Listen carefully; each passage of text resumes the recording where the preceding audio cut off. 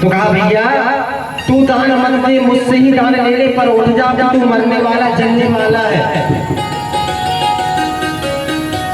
दानचंद ने कहा कि बस वो जो ढेला दान में दिया था वो छोड़ दो, बस ढेला दीजिए छोड़।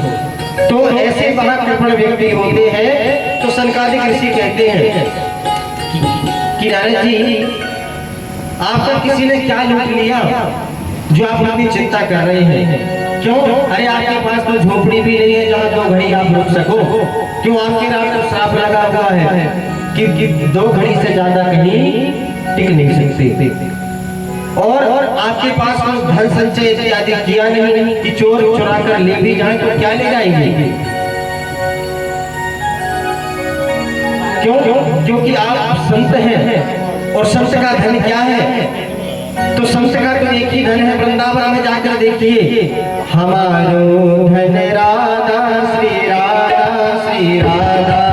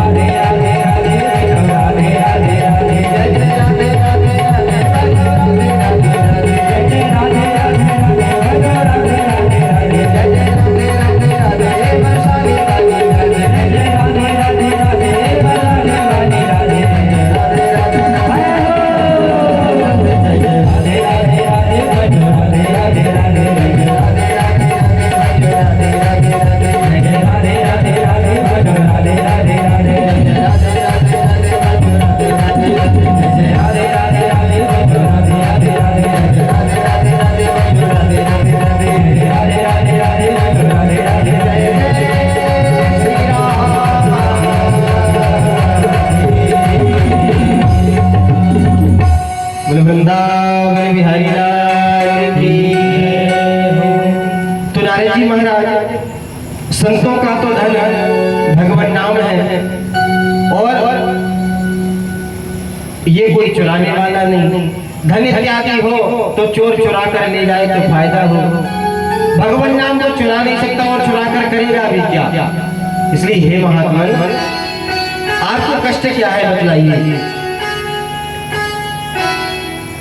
तब नारद जी ने कहा कि भैया मैं भक्ति महारानी के कष्ट से परेशान हूँ। पूरा वृतांत सुनाया कि भैया मैं सत्संग की इच्छा से सभी जगह विचरण कर रहा था, गृहस्थों के यहाँ देखा तो वहां भी कलह मची है। तरुणी प्रभुता गे श्याल को बुद्धिदायक, तरुणी प्रभुता गे, विवाह होते देर नहीं कि लड़ाई झगड़ा प्रारंभ हो जाता है, वहां भी शांति नहीं है। यदि कुछ परामर्श लेना हो तो ससुराल से साले साहब को याद किया जाता है, श्याल को बुद्धिदायक। ये हम नहीं कह रही है, श्रीमद् भागवत कथा कह रही है श्लोक के अनुसार। एक संत कहते हैं कि दीवार बिगाड़े आरो और घर बिगाड़े तो श्याल को बुद्धिदायक। माँ बाप से कोई सलाह लेने वाला नहीं है, ससुराल से साले साहब से सलाह ली जाएगी। जब तक आपकी माता पिता का हस्तकमल आप पर है तब तक उनसे ही परामर्श लीजिए, क्योंकि जो अनुभव उन्होंने किया है अपने जीवन भर में वो आपने अभी नहीं किया है। वो कोई आपका अनहित नहीं चाहेंगे, आपका हित ही चाहेंगे। मैंने देखा वहां भी शांति नहीं है। फिर मैं संतों के पास गया तो पाखंड निरता संत, आजकल संतों में भी पाखंड की प्रवृत्ति अत्यधिक बढ़ गई है। इसके बाद मैंने कहा कि मैं विरक्तों के पास जाकर देखूं तो विरक्तास परिग्रह। मैं गया, मैंने एक से पूछा कि यह जो आवाज आ रही है, बातचीत हो रही है, कहाँ का दृश्य है? तो कहा कि ये मौनी बाबा आश्रम। कहा कि ये बच्चे किसके खेल रहे हैं? तो कहा ब्रह्मचारी जी के। तो पाखंड निर्दार संत भी पाखंड में निर्लिप्त हो चुके हैं। पाप से खंडा पाखंडा, जो पाप का ही एक खंड हो वही पाखंड। जब मेरे मन में वहां भी अशांति नहीं मिली तो हरि क्षेत्रम कुरुक्षेत्रम श्रीरंगम सेतुबंधनम एवमापिषु तीर्थेषु भ्रममाणयतस्ततः।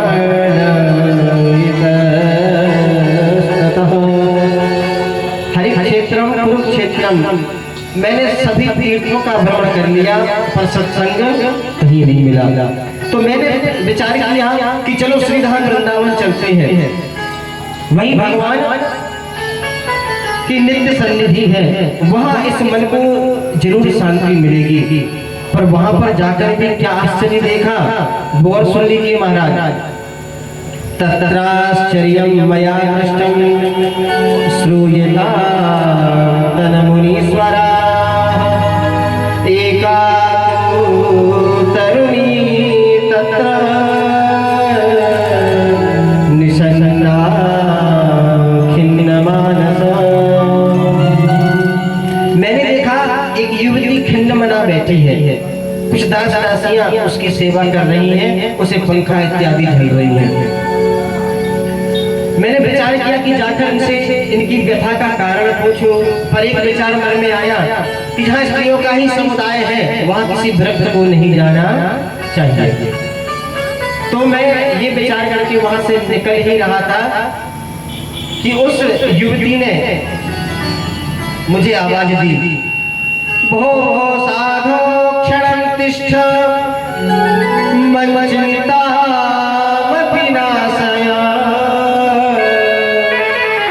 दर्शनं तव लोकस्य सर्वभावहरं तथा। उस युवती ने कहा कि महाराज जी कुछ क्षण रुक जाइए, कहाँ भागे जा रहे हैं आप? अरे आप जैसों के दर्शन ही, आप जैसे संतों के दर्शन ही अनंत जन्मों के पापों का विध्वंस कर देते हैं, इसलिए कुछ क्षण रुक जाइए। तो नारद जी ने कहा कि देवी आप कौन हैं? और यह जो दो वृद्ध पड़े हैं वह कौन है? तो वही युवती ने नारद जी को अपना परिचय दिया। अहम भक्ति ऋतिख्याता इमौ में तनयो मतौ ज्ञान वैराग्य नामानो काल योगे। हे महाराज, मैं भक्ति महारानी हूँ और यह जो दो वृद्ध हैं यह मेरे पुत्र हैं। अब नारद जी कभी माता जी को देखे कभी पुत्रों को, क्यों माता जी यौवन अवस्था की बन के बैठी है और जो दो बालक हैं उनके वह वृद्ध रूप में बैठे हैं, मूर्छित अवस्था में पड़े हैं। भगवान ने कहा कि हे भक्ति महारानी, नारद जी ने कहा कि मैं आपको पहचान गया, आप भगवान की प्रियतमा भक्ति महारानी हैं और यह जो वृद्ध है यह आपके पुत्र हैं। मैं ये देख रहा हूँ कि वृंदावन में भक्ति तो खूब है पर ज्ञान वैरागी को यहाँ कोई नहीं पूछना था। ज्ञान वैरागी इसलिए यहाँ बुढ़े बने बैठे हैं। भक्ति महारानी कहती है कि महाराज, यदि इस स्थान पर भी मेरे पुत्रों को चेतना नहीं आई तो इदम स्थानम परित्यज्य विदेशम गम्यते मया। यदि वृंदावन में भी मुझे शांति नहीं मिली तो मैं इस वृंदावन को त्याग कर अन्यत्र विदेश चली जाऊंगी। नारद जी ने कहा, देवी, अरे इस भारत वर्ष की विभूषिता ही भक्ति महारानी से है। हमारा भारत किससे जाना जाता है? तो कहा भक्ति से। और जब भक्ति ही हमारे भारत देश में नहीं रहेगी, भक्ति ही भारत देश में नहीं रहेगी तो भारतीय करेंगे क्या? पाखंड में निर्लिप्त हो जाएंगे। इसलिए भक्ति महारानी आप चिंता ना करें, आप भगवान के चरण कमलों का स्मरण करें, क्योंकि हरि स्मृति ही सर्व विपद विमोक्षणम। भगवान की स्मृति ही समस्त प्रकार के दुखों का नाश करने वाली है। इसलिए आप चरण कमलों का ध्यान करिए। और मैं नारद आपको शपथ पूर्वक वचन देता हूँ कि यदि मैंने जन जन में ज्ञान और वैराग्य सहित भक्ति को स्थापित नहीं किया तो मैं भी हरि का दास न कहलाऊं। तदा हम हरे दासो लोके तुम न प्रवर्तये। इस प्रकार नारद जी के वचन को सुनकर भक्ति माँ गदगद हो गई और भक्ति माँ नारद जी की स्तुति करने लगी। जयति जगति माया यस्य काया धभस्ते। जयति जगति माया यस्य काया धभस्ते। जयति जगति माया यस्य काया धभस्ते। जयति जगति माया यस्य काया धभस्ते। वचन रचने केवलम जागरैया। वचन रचने केवलम जागरैया। ध्रुव पद बपिया तो यत्र पातो। ध्रुव पद बपिया तो यत्र पातो। सकल कुशल पात्र ब्रह्मपुत्र गुणदायी। सकल कुशल पात्र ब्रह्मपुत्र गुणदायी। जयति जगति माया जयति जगति माया जयति जगति माया। हे नारद जी, जयति आपकी जय हो, जय हो। कयाधनंदन प्रहलाद जी ने गर्भ में आपकी प्रवचन सुन करके और भगवान की भक्ति को धारण किया। उन प्रहलाद ने खंभे से नरसिंह भगवान को प्रकट कर दिया। ऐसी भक्ति और ऐसी गुरुता आपके अलावा किसमें हो सकती है?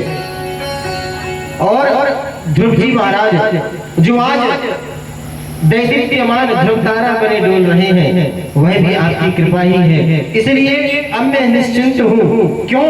क्योंकि आपने शपथ दी है तो आप मेरे पुत्रों का कल्याण अवश्य करेंगे। तो नारद जी ने भक्ति महारानी को आश्वासन दिया और इसके बाद ज्ञान वैराग्य की ओर देखा तो यह मोक्षित अवस्था में पड़े हैं। नारद जी ने कान में जाकर कहा कि हे ज्ञान हे वैराग्य उठो, किंतु वे नहीं उठे। तो नारद जी ने कहा कि इनको चूरन चटनी चबानी पड़ेगी। तो क्या किया?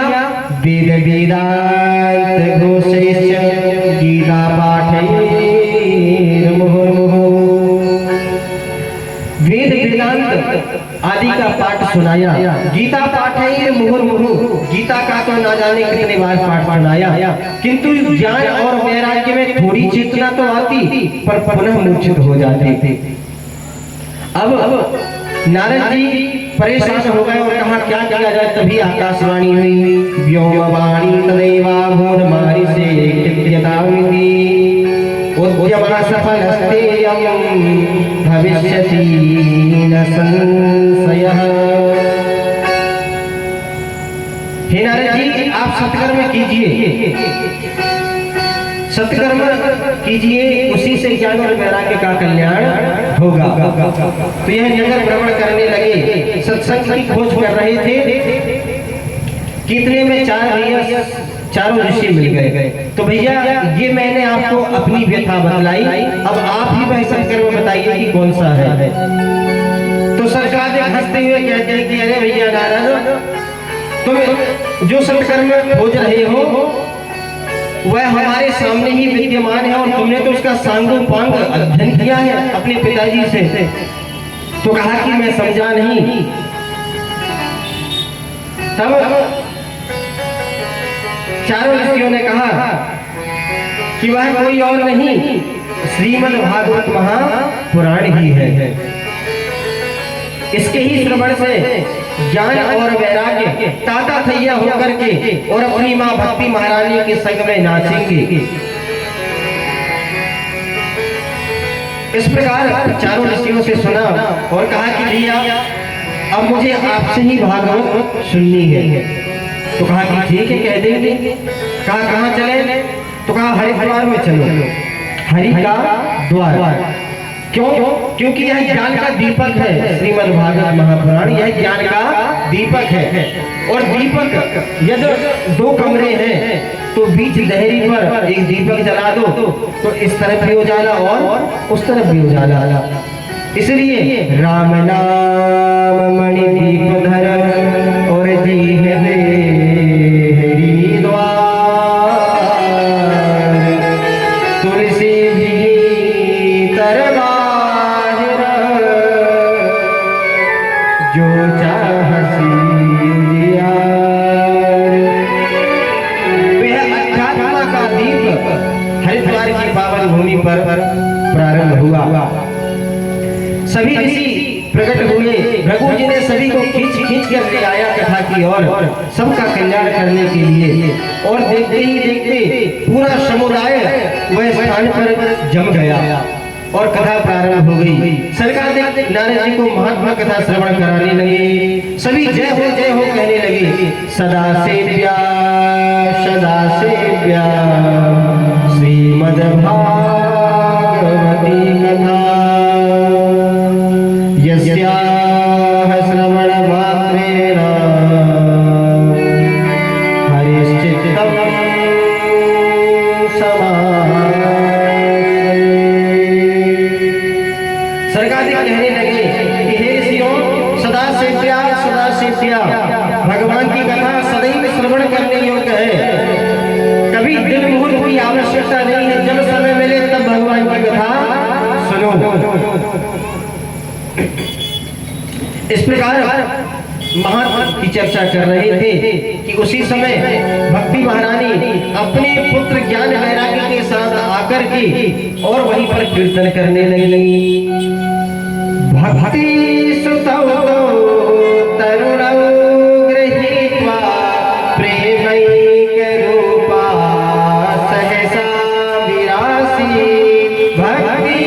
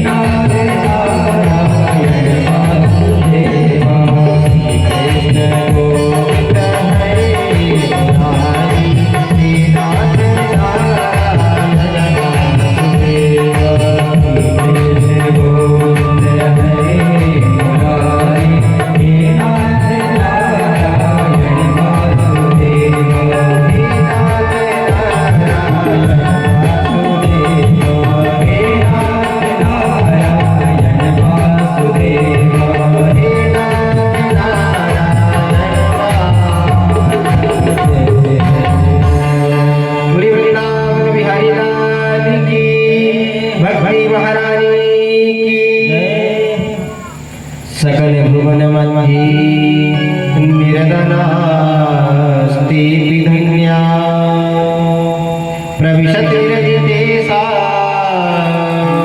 श्रीहरे भक्तिरेका।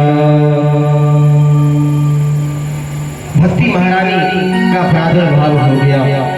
कथा के मध्य भक्ति महारानी प्रकट होकर ताता थैया करने लगी और जो मूर्छित ज्ञान वैराग्य मूर्छित अवस्था में पड़े थे वह अपनी मूर्छा को त्याग करके और भगवान नाम संकीर्तन गाने लगे।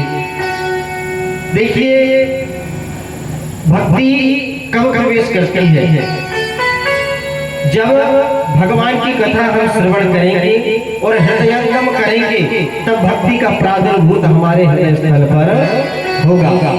जब भगवान की कथा आप श्रवण करते हैं और भागवत कथा इत्यादि में कथाओं में जब रोचकता आ जाए, जब हृदय में भगवान के प्रति प्रेम बरसने लग जाए कि नहीं अब हमें यही कथा और सुननी है और समय को छोड़ करके आप उसी कथा में लग जाए तो समझ लो भक्ति का प्रादुर्भाव हो गया है। भक्ति महारानी ने सरकादिकों को कहा कि हे प्रभु मेरे महात्मा का क्या चमत्कार है ये तो देख लिया, किंतु आपसे विनम्र निवेदन है मैं सप्ताह श्रवण विधि विस्तार पूर्वक ग्रहण करना चाहती हूँ, पर ये बताइए मैं बैठूं कहाँ, मेरे लिए स्थान कहाँ है? तब सनकादिकों ने कहा कि देवी यह जो सभी ऋषियां बैठे हैं इन्हीं के हृदय भवन में आप विराजमान हो जाओ। क्यों? क्योंकि हृदय भवन में जब भक्ति विराजमान होगी तभी तो भगवान आएंगे।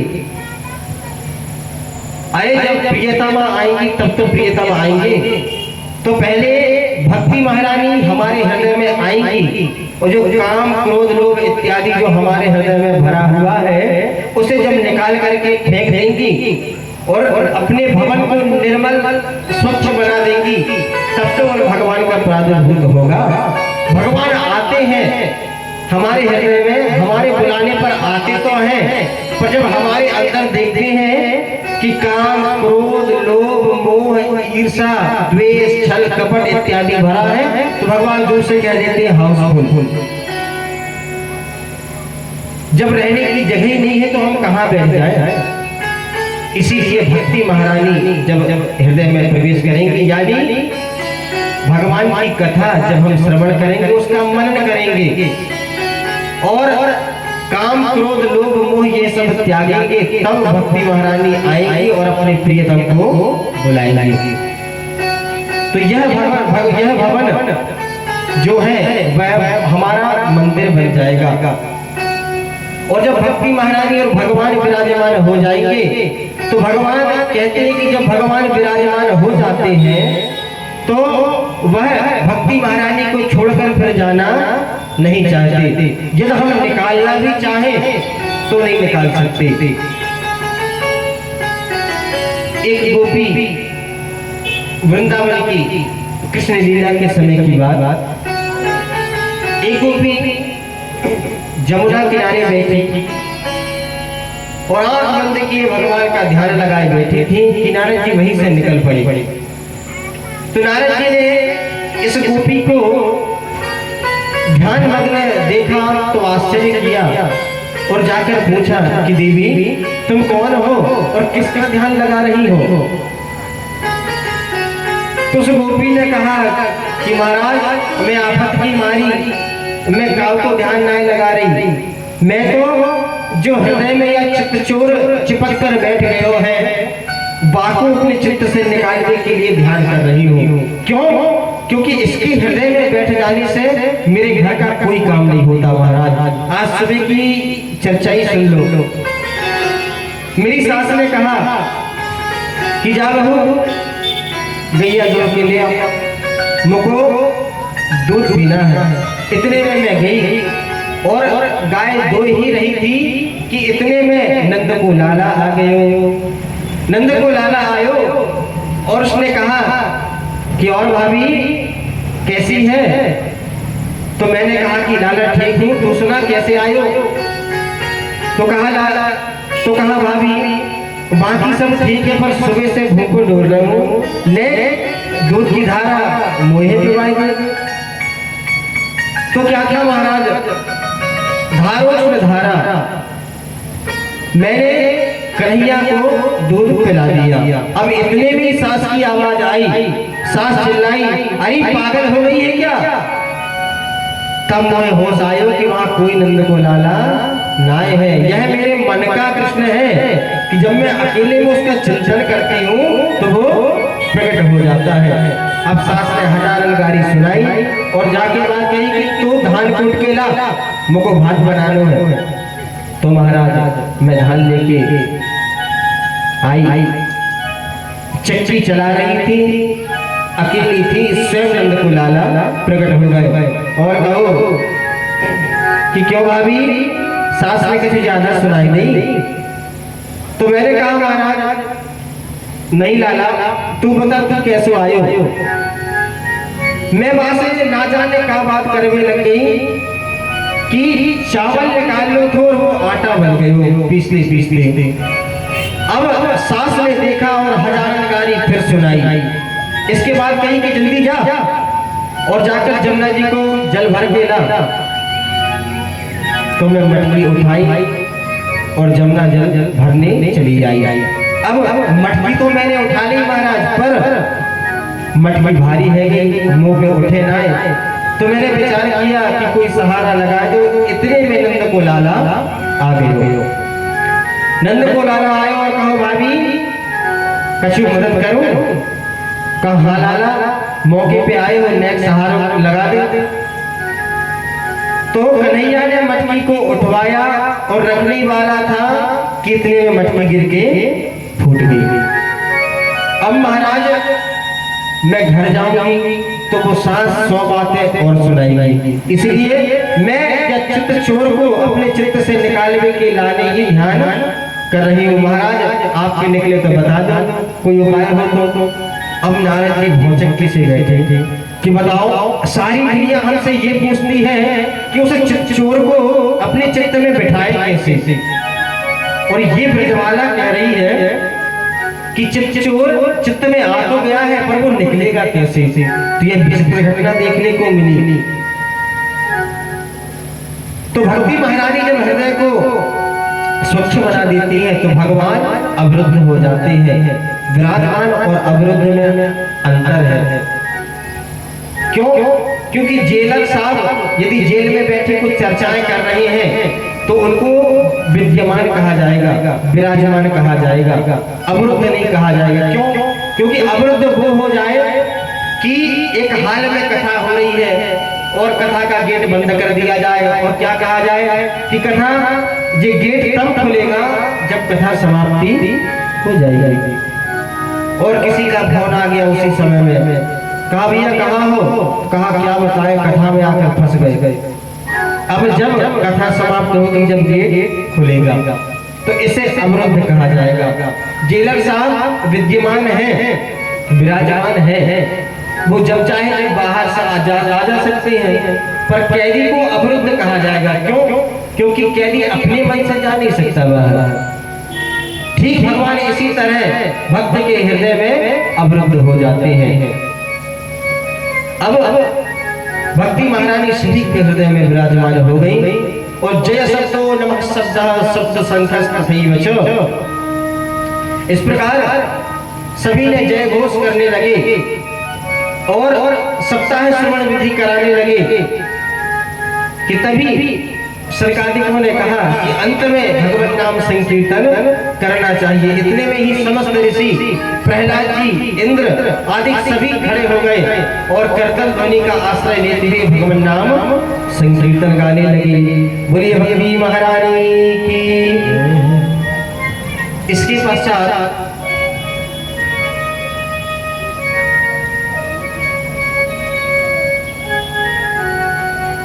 नारद जी ने सनकादिकों से प्रश्न किया कि हे सनकादिकों, भक्ति, ज्ञान और वैराग्य को तो ये ग्रंथ पुष्ट कर देता है, यह हमने प्रत्यक्ष देखा था, पर क्या ये पापियों को भी तारता है?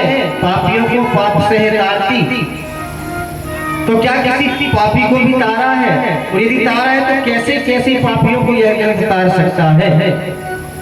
इसके विषय में बतलाइए। तो सनकादिक कहते हैं कि ऋषियों ये प्रश्न ही कथन करो कि कैसे कैसे पापी।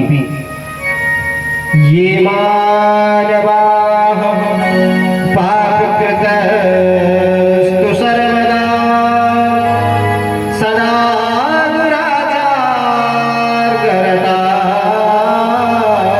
विमार्गगा क्रोधाग्निदग्धा कुटिलाश्च कामिनः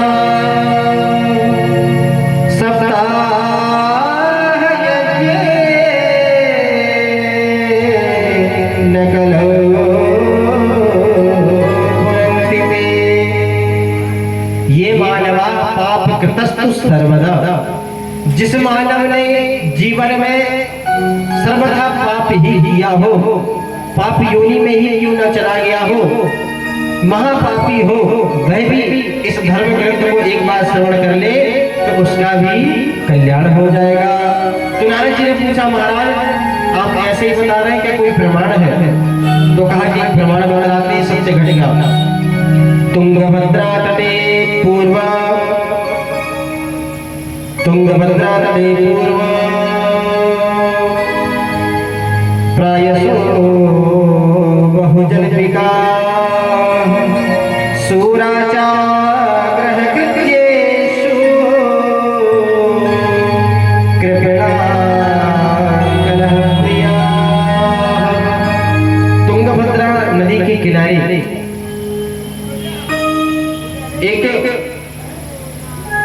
गांव था, वहां पर एक पंडित जी थे। पंडित जी बड़े ही विद्वान, द्वितीय भास्कर के समान विद्वान, और उनकी पत्नी धुंधली देवी। तो पतिदेव जितने सच्चे सरल, उसके ठीक विपरीत उनकी पत्नी का परिचय देते हुए क्या कहते हैं कि लोक वार्ता रता क्रूरा प्रायसो बहुजल्पिका। लोक वार्ता, यहाँ वहां की बातें करने में उसका बड़ा मन लगता। क्रूरा, क्रूर स्वभाव वाली, प्रायसो बहुजल्पिका, ऐसा बोलने वाली जिसमें सामने वाले को क्रोध आ जाए। किंतु ब्राह्मण देवता निर्वाह कर रहे थे। ब्राह्मण देवता संपन्न थे, किंतु उनके पास पुत्र नहीं था। पुत्र के कारण वह बड़े दुखी रहते थे। एक बार इतना दुख हुआ कि रोते रोते और जंगल की ओर चल दिए। जंगल में एक तरफ जाकर बैठ गए और रोने लगे। वहीं से एक संत निकल गए। संत ने पूछा, कथम रोदसी विप्रत्वम काति चिंतावनीयसी। हे विप्रदेवता, क्या कारण है बतलाओ, क्यों रो रहे हो? पहले महात्मा ने विचार किया कि ये वन में आकर रो रहा है, इसलिए मेरे प्रभु के लिए रो रहा होगा। चलो इसे कुछ तत्व ज्ञान प्रदान करते हैं। उनके सन्मुख गए तो ब्राह्मण ने कहा कि महाराज आपकी कृपा से सब कुछ है घर पर, बस केवल संतान की कमी है। भगवान ने सब दिया है पर केवल संतान नहीं दी। तो महात्मा ने कहा, बताओ ये जंगल में आकर के पुत्र के लिए रो रहा है। इसलिए समझाया कि सुनो ब्राह्मण, मुंचा ज्ञानम प्रजारूपम बलिष्ठा कर्मणो गति। क्या बेटा बेटियों के चक्कर में पड़ते हो? यह महाज्ञान है। कर्मों की गति बड़ी गहन और बलवती है, इसलिए विवेक से काम लो। अब ये बताओ, राजा सगर के 60,000 पुत्र थे, पर राजा सगर को क्या किसी एक पुत्र से भी सुख मिला? अरे अवज्ञा करने के कारण 60 के 60,000 पुत्र ही राख के ढेर हो गए। अब बताओ, पुत्र से किसको सुख है? पहले तुम्हें लग रहा है, पर जब पुत्र भी अनभिष्ट निकल जाएगा तो तुम ही कहोगे कि ये पुत्र क्यों हुआ। इसलिए पुत्र पुत्रियों के मुंह में ना पड़ो, भगवान का भजन करो। किंतु ब्राह्मण देवता ने कहा, देखो महाराज, आप ज्यादा ज्ञान हमें प्रदान ना करें। क्यों? क्योंकि मैं भी पढ़ा लिखा ब्राह्मण हूँ, शास्त्री हूँ। अरे आप बाबा बैरागी क्या जानो, जब छोटे छोटे बच्चे पापा पापा कह करके बोलते हैं तो ऐसा शक्कर से घुल जाती है। अब वो सब आप क्या जानो। आप जाइए महाराज और मुझे पुत्र प्राप्ति का कोई उपाय बताइए। ब्राह्मण उस साधु ने कहा कि देखो, मैं तुम्हारे माथे पर देख रहा हूँ कि सप्त जन्मावधि तब पुत्रो नहीं बच। मैंने तुम्हारे माथे पे देख लिया, उसमें लिखा है कि 7 जन्म तक तुम्हें संतान का सुख नहीं है। यह सुनते ही वह पंडित जी और तेज रोने लगे और माथा फटक फटक कर और कहा कि महाराज, यदि पुत्र नहीं दिया तो अगली बार ऐसा सर पटकूंगा कि मैं तो मर जाऊंगा, पर आपको भी ब्रह्म हत्या जरूर लगेगी। अब उस साधु संत ने कहा कि बताओ, अच्छे खासे राम का नाम लेते हुए चले जा रहे थे कि ब्रह्म हत्या मोल ले ली। अरे भैया, जब तेरे भाग्य में है ही नहीं तो कहां से प्रदान कर दूं? कहा महाराज, कैसा भी हो पुत्र तो देना पड़ेगा, नहीं तो ठीक नहीं होगा। कहा क्या कर लोगे, क्या ठीक नहीं होगा? तो कहा कि अगली बार इतनी जोर से सिर पटकूंगा कि मैं मर जाऊंगा, पर आपको ब्रह्म हत्या लग जाएगी। अब महात्मा घबरा गए और कहा कि भैया देख, भगवान की कृपा से एक झोली से एक फल निकाला और प्रदान कर दिया और कहा कि इदम भक्षय पत्न्यात्म तथा पुत्रो भविष्यति। यदि भगवान ने चाहा तो ये फल अपनी पत्नी को खिलाना, उसे पुत्र होगा। अब तो पंडित जी हंसने लगे, खुशी से झूमने लगे और कहा, महाराज धन्य है आप, धन्य है। ऐसा कह करके दौड़ते भागते हंसते हुए अपने घर की ओर चल दिए। घर गए और अपनी पत्नी को आवाज दी, अरे सुनती हो? इतने में ही धुंधली वापस आई। धुंधली चिल्लाई, कहा क्यों चिल्लाते हो, क्या काम है? तो कहा, अरे पगली तेरे लिए फल लाया हूं। तो धुंधली ने कहा कि चिल्ला तो ऐसे रहे थे जैसे 9 लाख का हार ले आए हो, क्या मैंने फल नहीं खाए? कहा, पगली पूरी बात तो सुन ले, ये फल खाएगी, यह महात्मा का दिया हुआ है, खाएगी तो पुत्र होगा। अच्छा ऐसा फल है, ठीक है महाराज, मैं स्नान आदि करके भगवान का पूजन करने के पश्चात इसे ग्रहण करूंगी। तो पंडित जी ने कहा ठीक है। अब पंडित जी तो चल दिए, सारे नगर में टिटोरा पिटवा दिया कि देखना, आज से ठीक 9वें महीने मेरे यहाँ भी पुत्र होगा। अब धुंधली स्नान इत्यादि करके वो फल लेके बैठी है कि खाऊं या ना खाऊं। क्यों? क्योंकि यदि मैं गर्भवती हो गई तो कष्ट होगा, घर का काम कौन करेगा, ये सब विचार करने लगी। कितने में उसकी सहेली आ गई। उसने कहा कि धुंधली कैसे परेशान बैठी है, सारे मोहल्ले को परेशान करने वाली आज परेशान बैठी है, क्या बात है बता।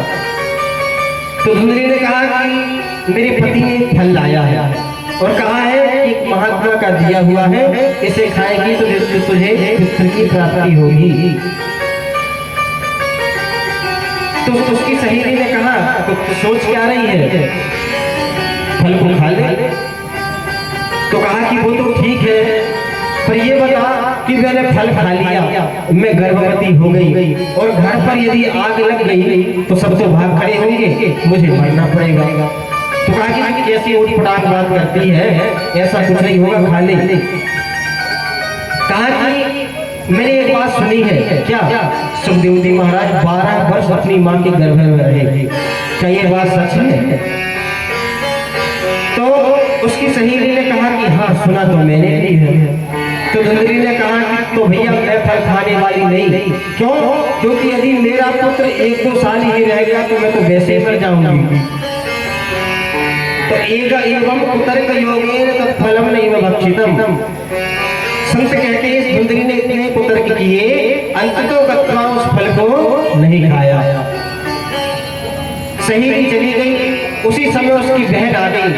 अब बहन अपनी ताक में थी कि इसका कोई पुत्र ना होता और यह मुझसे पुत्र ले लेती, और इसका जो धन था वो मुझे प्राप्त हो जाता। तो वो आई, सब विवरण उसने अपनी बहन को बतलाया। तो उसकी बहन ने कहा कि अरे पागल है, तेरे पति देव जी बाबा बैरागियों के चक्कर में लगे रहते, अरे फल खाने से भी कहीं पुत्र होता है। सुन बहन, तू मेरी बहन है इसलिए तुझे सुझाव देती हूँ कि देख मैं अभी गर्भवती हूँ और मेरा जो पुत्र होगा वो तेरा होगा, ये मैं तुझे विश्वास दिलाती हूँ। बस मेरे पति को कुछ धन मुद्रा दे देना तो उसमें मान जाएगा। धुंधली प्रसन्न हो गई। तो कहा इस फल को क्या किया जाए? तो कहा कि फल का प्रशिक्षण हो जाएगा। कैसे? तुम्हारी गाय कितने दिनों से है, उसे भी कोई पुत्र नहीं है, तो यह फल गाय को खिला दिया। तो फल गाय को खिला दिया और पंडित जी को आश्वासन दिलाया कि देखो जी वो मैंने फल खाया था और मुझे उसका असर प्राप्त हो रहा है। ऐसा पंडित जी को यकीन दिलाती रही। अब ठीक 9वें महीने के बाद उसकी बहन को पुत्र हुआ। उसने लाकर के चुपचाप से धुंधली को दिया, उसको मुद्रा दी और धुंधली ने ले जाकर के अपने पतिदेव को पुत्र दे दिया। आत्मदेव प्रसन्न हो गए और भारी पुत्र जन्म महोत्सव मनाया और त्रिमा से निर्गति चाह साधेनु सुसवैर्भकः। उसके ठीक 3 महीने बाद गाय का भी पुत्र हुआ, पर गाय का जो पुत्र हुआ वह शरीर मनुष्य का पर कान गाय जैसे, दोनों का नामकरण हुआ। तो कहा कि इसके कान गाय जैसे हैं इसलिए इसका नाम गौकर्ण होगा। और धुंधली इसका नाम सोच ही रहे थे, कितने में धुंधली आ गई और कहा कि सबके नाम तुम ही धरोगे क्या? 9 महीने मैंने पेट में रखा है तो नाम भी मैं रखूंगी। आत्मदेव ने कहा कि पगली चिल्लाती क्यों है, रख ले तू ही रख ले। तो धुंधली ने कहा कि मेरा नाम धुंधली है तो मेरे पुत्र का नाम धुंधकारी होना चाहिए। धुम धुम करोति इति धुंधकारी, जो सदाचार में ही लिप्त हो वह धुंधकारी। इस प्रकार दोनों ने ख्याति प्राप्त की। एक हुआ विख्यात तो दूसरा कुख्यात। गौकर्ण ही परम विद्वान हुए। बड़े बड़े विद्वान उनसे वेदों में परामर्श लेने आते और धुंधकारी हो गया महाखल। जिस नगर से जिस घर से निकल जाता तो लोग अंदर रुक जाते, घर का दरवाजा बंद कर देते। ऐसा यह महापापी निकला। जुए इत्यादि में अपनी सारी संपत्ति बर्बाद कर दी। खल का अर्थात है जो खावे और लड़े वही खल, और जिसका खावे उसी से लड़े वो भी खल। अब पिताजी परेशान हो गए कि मैंने जितनी भी अपनी कीर्ति बनाई इसने सब धूमिल कर दी। रोते रोते चले जा रहे थे कि गौकर्ण जी ने देख लिया और उन्हें बुलाकर के और दिव्य ज्ञान दिया। न चेन्द्रस्य सुखम किंचित न सुखम चक्रवर्तिनः सुखमस्ति विरक्तस्य मुरैरेकांत जीविनः। हे पिताजी, आप इस संसार में किसको सुखी मानते हो? न चेन्द्रस्य सुखम किंचित, इंद्र भी सुखी नहीं है, न ब्रह्मा सुखी है। तो आत्मदेव ने कहा कि बेटा सुखी है कौन? तो कहा कि सुखी राम के दास, थोड़े थोड़े सब दुखी, सुखी राम के दास। सब प्रकार से सब सुखी है, पर सुखी कौन है?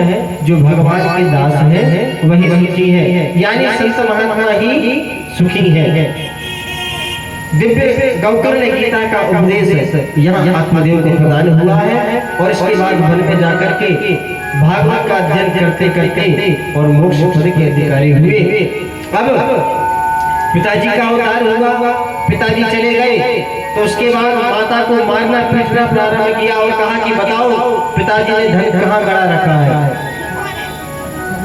माँ ने इसके अत्याचार को देखते हुए कुआं में गिर के आत्महत्या कर गई। अब आया गोकर्ण जी का नंबर, तो गोकर्ण जी ने कहा भैया मेरी इच्छा है कि मैं तीर्थ घुमाऊं एक बार। तो कहा कि ठीक है तुम जाओ। अब जब गोकर्ण जी भी चले गए तो इसने 5 वेश्याओं को ले आया और उन्हीं को खुश करने के लिए धन इत्यादि का संग्रहण करने लगा, चोरियां करने लगा, डाके डालने लगा। एक दिन बहुत सा धन लेकर के आया और आकर के वेश्याओं को प्रदान किया। तो वेश्याओं ने इसके सोचते ही विचार किया कि देखो जिस राजा का धन चुरा कर लाया है तो एक ना एक दिन तो राजा को पता चल जाएगा, तो इसके जरिए वो हमें पकड़ लेंगे, इसलिए इसका काम तमाम कर दो, इसके बाद 9-11 हो जाएंगे धन लेंगे। यह विचार करके जब धुंधकारी सोया था तो 5 ने उसका गला दबाया, अनेक प्रकार से मारने की प्रयास किया, किंतु धुंधकारी का प्राणांत नहीं हुआ, पर जलते हुए अंगारे धुंधकारी के मुख में भर दिए, जिससे उसका प्राणांत हो गया। अब यह अकाल मृत्यु मारा, इसलिए भयंकर प्रेत बना। गोकर्ण जी जब तीर्थ यात्रा करके और आए तो विश्राम करने लगे, तभी एक अदृश्य कभी भेड़ बन जाता, कभी बकरी बन जाता, कभी हाथी बन जाता और डराने लगा। गोकर्ण जी ने पूछा कि तुम कौन हो? तब मैं बोल नहीं पाया तो हाथ में जल दिया और मंत्र पढ़ करके जो छोड़ा तो मैं प्रेत बोलने लगा, अहम भ्राता त्वदीयोऽस्मि धुंधकारी नामतः त्वदीयैव दोषेण ब्रह्मत्वं नासितं मया। भैया गोकर्ण, मैं आपका भाई धुंधकारी हूँ, मैं महापापी हूँ, इसलिए मरने के बाद प्रेत बना हूँ। हे भैया मेरा उद्धार कीजिए। गोकर्ण जी ने कहा कि भाई मुझे पता चल गया था कि तेरा देहांत हो गया, इसलिए मैंने गया में श्राद्ध तेरा करके आया हूँ। तो कहा भैया मैं नंबर 1 का पापी हूँ, गया श्राद्ध सदे नापी मुक्तिर्मेन भयस्ते। गया में 100 श्राद्ध भी कर दो तो भी मेरा उद्धार होने वाला नहीं है। क्यों? क्योंकि मैं नंबर 1 का पापी हूँ, कोई दूसरा उपाय देखो। तो गोकर्ण जी ने कहा कि देखो अभी तुम जाओ, क्यों? क्योंकि तुम्हें देखकर ही हमें भय लग रहा है, कल हम तुम्हारे कल्याण का उपाय ढूंढ लेंगे। रात भर चिंतन करते रहे, सुबह प्रातः काल होते ही सभी से पूछा, कहीं से उत्तर नहीं मिला तो सूर्य भगवान को अर्घ्य दे रहे थे कि तुभ्यं नमो जगत साक्षिं ब्रूहि मे मुक्ति हेतुकम्। कहा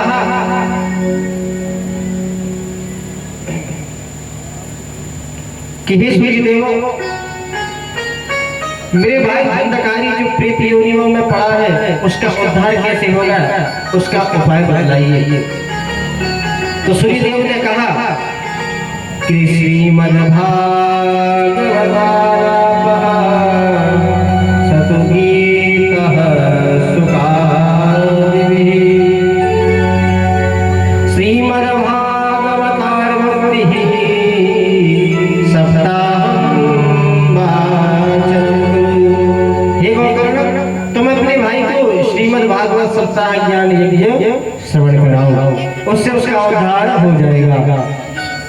तो गोकर्ण जी को प्रिय पता चला तो विचार किया, स्वयं विद्वान थे, स्वयं ने ही श्रीमद् भागवत सप्ताह ज्ञान यज्ञ का आयोजन किया, सभी को आमंत्रण दिया।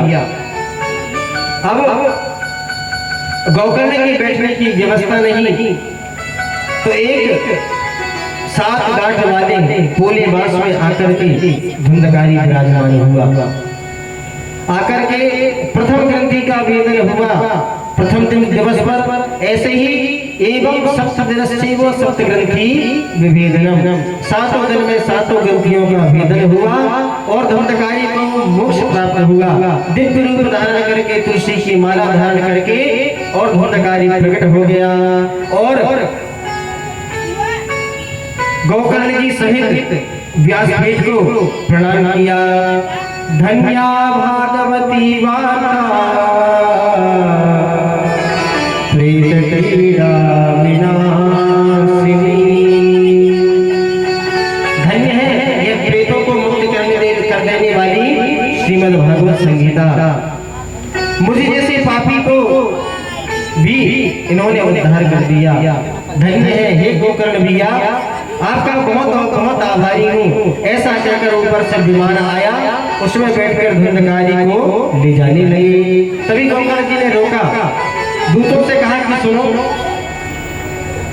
ये बताओ कथा तो सभी ने श्रवण की, पर विमान केवल धुंधकारी के लिए क्यों आया? यह कथा तो संभाव से सभी ने सुनी है, विमान सबके लिए आना चाहिए था। तो दूतों ने कहा कि महाराज श्री श्रवणस्य विभेदेन फल भेदोक्त संसिद्धः। श्रवण में भेद होने से फल में भेद हो जाता है।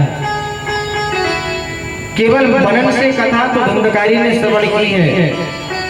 कुछ लोग तो ऐसे ही टाइम पास करने के लिए आए थे, जिन्होंने मनन से कथा श्रवण नहीं की। अब कुछ लोग कथा में ऐसे भी आ जाते हैं कि भैया चित्रकार के भैया ने बुलाया है, यदि एक भी दिन नहीं गए तो वो क्या सोचेंगे, तो एक दिन जाकर कम से कम हाजिरी पूरी तो कर दी जाए। तो ऐसा विचार करके एक दिन का समय निकालकर जरूर आएंगे, किंतु यहीं पर कल्याण का भेद हो जाता है। कैसे? क्योंकि हम जाएंगे तो पर व्यवहार के नाते वह बुलाएंगे तभी हम जाएंगे, और जाएंगे भी तो व्यवहार के नाते जाएंगे। अरे कथा कहीं भी हो, कैसे भी हो, सदा श्रवण योग्य करने योग्य है। क्यों? क्योंकि भगवान की कथा है। भगवान से हमारा क्या बैर है? मनुष्य से हमारा बैर हो सकता है, किंतु भगवान से हमारा क्या बैर है? यदि किसी बैरी के यहाँ भी भागवत हो रही हो, तब भी हमें जाकर के श्रवण करना चाहिए। देवता जब हम लोग इस प्रकार का यहाँ पर अनुशासन करते हैं कि यह भागवती गंगा बह रही है, उसमें अवगाहन आचमन तक नहीं करते, तो देवता वहां से गाली देते हैं। कहते हैं कि ये सब लोग कैसे हैं? अरे जिस श्रीमद् भागवत को सुनने हम गए अमृत का कलश लेकर, उसे सुनाया नहीं, हमें फटकार के भगा दिया। वह कथा इन पृथ्वीवासियों को सुलभ हो रही है और यह अभागे आचमन नहीं कर रहे। इनसे बड़ा पापी कौन होगा? इसलिए हे गोकर्ण जी, श्रवण में भेद होने से फल में भेद हो गया। अब गौ धुंधकारी मोक्ष पद अधिकारी हुआ। आगे सभी श्रोता उदास हो गए और गोकर्ण जी से कहा कि भैया हम भूल कर गए। तो गोकर्ण जी ने कहा कि तुम उदास न हो, मैं पुनः श्रीमद् भागवत कथा का आयोजन करूंगा, उसमें सभी लोग मन लगाकर श्रवण करना। इसके बाद पुनः श्रीमद् भागवत का आयोजन हुआ। सभी ने ध्यान मग्न होकर के कथा श्रवण की और अंत में जितने श्रोता थे उतने ही विमान प्रकट हुए और अंत में स्वयं श्री हरि भगवान नारायण अपने भक्त गोकर्ण को लेने के लिए प्रकट हो गए। बोलिए भगवत्सल भगवान की। गोकर्ण से कहा भगवान ने कि हे गोकर्ण, इन सभी को देने के लिए तो मेरे अनेक लोग हैं, पर तुम्हें मैं क्या दूं? तो भगवान बैठे और गोकर्ण जी को अपनी गोद में बिठा लिया और वैकुंठ की ओर चल दिए। अब आगे सनकादिकों ने नारद जी को कहा कि भैया इसकी विधि क्या है? तो अब सनकादिक इसकी विधि भी श्रवण कराते हैं कि देखो सर्वप्रथम विरक्तो वैष्णवो विप्रो वेद शास्त्र विशुद्धिकृत दृष्टांत कुशलो धीरो वक्ता कार्योति निष्क्रियः। विरक्तो वैष्णवो, सर्वप्रथम जब कथा का आयोजन हो तो सर्वप्रथम किसी विद्वान ब्राह्मण के पास जाकर किस तारीख से किस तिथि से आयोजन होना है वह शुभ मुहूर्त निकाला जाए। इसके पश्चात कथा का प्रचार वैसे ही होना चाहिए जैसे कि हम अपनी पुत्री का विवाह करते हैं और कितने लोगों को आमंत्रण देते हैं, प्रेम भरा आमंत्रण, उसी प्रकार ये श्रीमद् भागवत आमंत्रण भी उसी प्रकार देना चाहिए। और कहा कि वक्ता कैसा होना चाहिए, तो विरक्तो वैष्णवो विप्रो, वक्ता जो कथावाचक है वह विरक्त होना चाहिए, वैष्णव होना चाहिए और विप्र होना चाहिए। विप्र शब्द का प्रयोग किया है कि केवल ब्राह्मण ही होना चाहिए। दृष्टांत कुशलो धीरो, वक्ता ऐसा होना चाहिए जो दृष्टांत के माध्यम से जो बात कही है उसे आप लोगों के हृदय तक समझा पाए, ऐसा दृष्टांत पटु होना चाहिए। वक्ता कार्योति निष्प्रिय, निष्प्रिय होना चाहिए, किसी के भी पक्ष में बोलने वाला ना हो। जो भागवत जी में लिखा है, जो ग्रंथ में लिखा है वही बोलने वाला वक्ता हो। तो कहा महाराज इसका नियम क्या है, प्रतिदिन फलाहार करें या निराहार रहे। तो सर्वप्रथम कहा कि यजमान को पयःपानम, दूध पी करके 7 दिन तक व्रत रहना चाहिए। तो एक जिज्ञासा ने कहा कि महाराज दूध की व्यवस्था कहाँ होगी, और आजकल तो डॉक्टर ने भी दूध मना कर दिया कि ज्यादा दूध पिया करे। तो कहा कि घृतः पानम, घी पी कर रहो। कहा महाराज वैसे ही बीमारी चल रही है, घी पीकर कैसे रह ले, कोई और उपाय बतलाइए। तो इसके बाद कहा कि फलाहारम, फलाहारम मतलब फलों का आहार,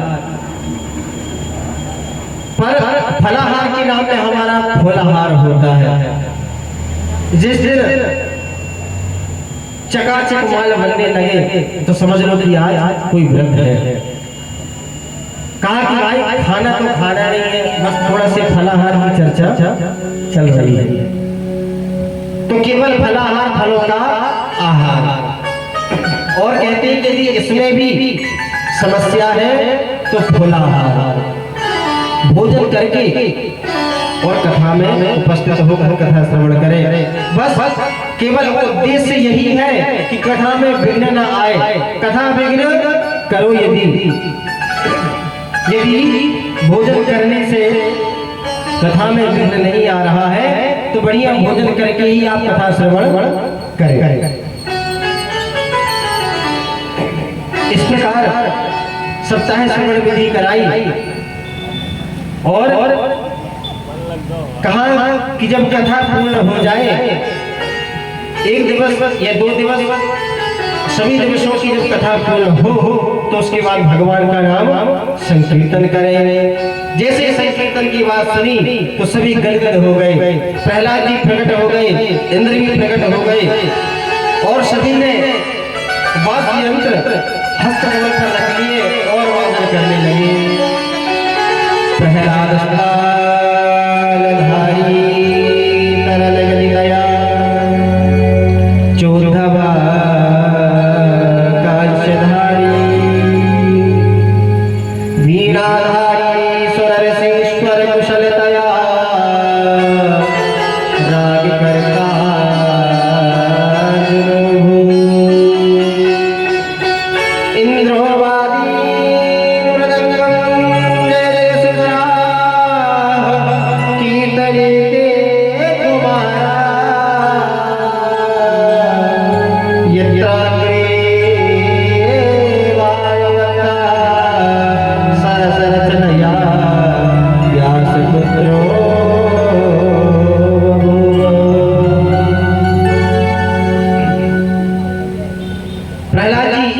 सभी प्रकट हो गए और भगवान का नाम ले लेकर के संकीर्तन करने लगे।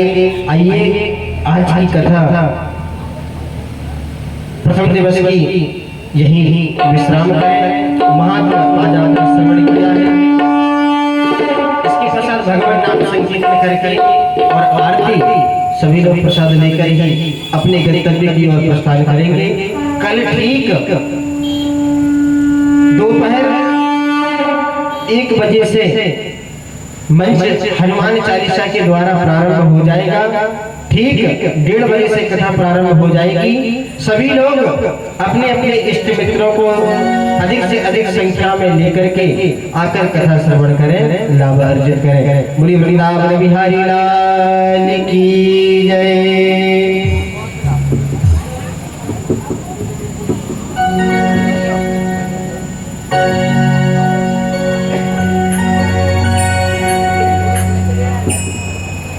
संतन के संग लागी रे, संतन के संग लागी रे, तेरी अच्छी बनेगी। संतन के संग लागी रे,